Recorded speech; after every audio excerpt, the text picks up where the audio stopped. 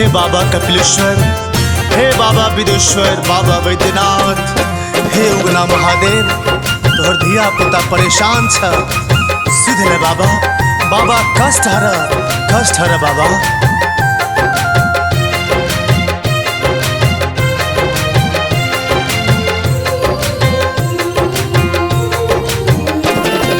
दुख के पहाड़ टूटल कन रहल प्राणी, दुख के पहाड़ टूटल कन रहल प्राणी, कत सुतल छी यहाँ हे भोला दानी, कत सुतल छी यहाँ हे भोला दानी।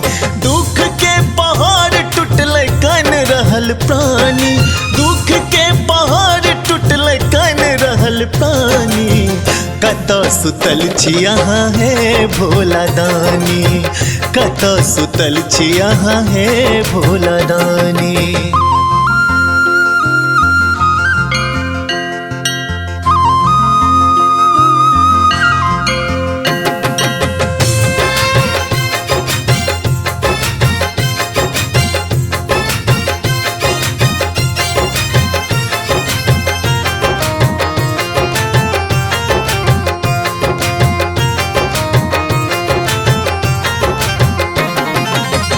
दुनिया में तोहर जे भक्ते ने रहते, जल बोझ कांवर तोरा के चढ़ेते।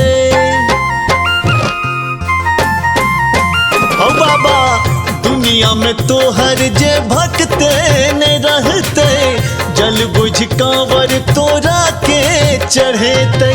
संकट के दूर करू हो, संकट के दूर करू हम किछ न जानी, कत सुतल छी यहाँ हे भोला दानी, कत सुतल छी यहाँ हे भोला दानी।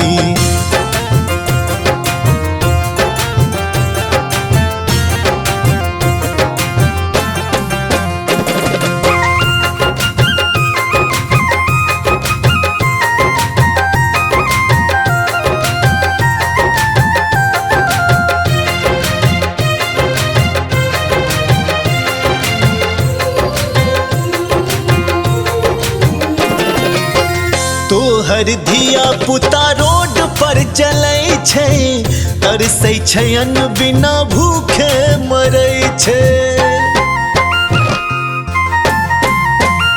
हाँ तोहर धिया पुता रोड पर चलै छै, तरसै छै अन्न बिना भूखे मरै छै। गरीब बेसहारा के हो,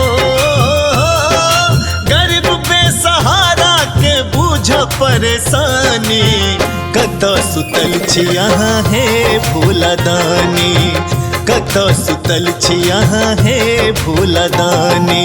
दुख के पहाड़ टूटल कन रहल प्राणी, दुख के पहाड़ टूटल कन रहल प्राणी, कत सुतल छी यहाँ हे भोला दानी, कत सुतल छी यहाँ हे भोला दानी।